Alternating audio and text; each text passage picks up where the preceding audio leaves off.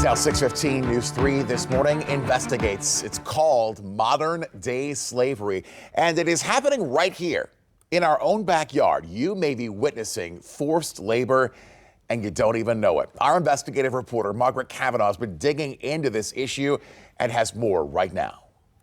When you think of human trafficking, sex trafficking may come to mind, but there are other forms of this that may be right in front of you in restaurants, on farms, and construction sites. But it's happening in so many places. Forced labor happens when someone's compelled against their will to provide worker services through the use of force, fraud, or coercion. The workers you see, they're afraid to talk. Like many others, Manuel Gago fled his home country of Venezuela 9 years ago to find a safer place to live. It's sad, no? Because a lot of immigrants that came to this country came this American dream, and a lot of them, like me, we're escaping our nightmare in our country. But he says for some, it's even worse when they get here. He works for the Legal Aid Justice Center, a group that provides legal services and help to low-income people. One of the places they go, the Eastern Shore. Many migrant workers, some could be isolated, being trafficked, and in need of help. He says poor living conditions, confiscation of passports and documentation, and little to no compensation are just a few problems seen across Virginia. You came here with all this promise when they hire you,